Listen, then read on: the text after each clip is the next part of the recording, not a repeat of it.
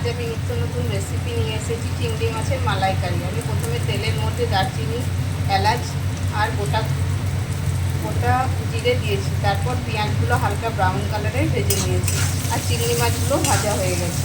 পেঁয়াজ আমার ভাজা হয়ে গেছে। এরপর আমি আদা রসুনের পেস্টটা 2-4 চামচ দিয়েছি। এরপর একে একে হলুদ গুঁড়ো, জিরে গুঁড়ো আর ধনে গুঁড়ো দেবো। এরপর প্রথমে হলুদ গুঁড়ো দেওয়া হলো, এরপর জিরে গুঁড়ো দিচ্ছি 2 চামচ আর 2 চামচ ধনে গুঁড়ো দেবো।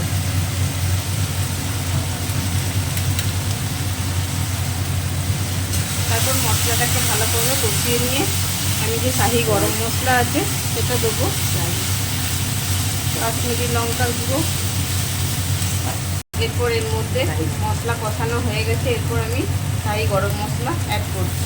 তারপর আমি নারকেল পেস্ট করে যে নারকেলের দুধটা বার করেছি এর মধ্যে দিয়ে দেবো। নারকেলের দুধ ছাড়া একদম মালাইকারি হবে না, সুন্দর লাগে।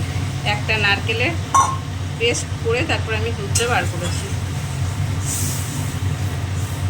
এরপর সামান্য ফুটতে দিয়ে তারপর আমি মাছগুলো দেবো, নামাবার সময় চিনি দেবো। এরপর আমি সামান্য পরিমাণে চিনি দিচ্ছি, তারপর চিংড়ি মাছগুলো দেবো। চিংড়ি মাছগুলো যে ভেজে রেখেছি এর মধ্যে দিয়ে দিলাম।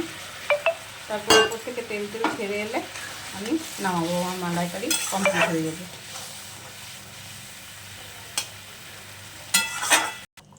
কেমন হয়েছে আমার বাগদা চিংড়ির মালাইকারি আপনারা জানাতে ভুলবেন না।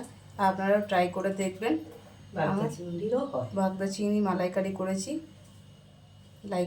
ভালো লাগলে ভিডিওটা লাইক আর শেয়ার করে দেবেন।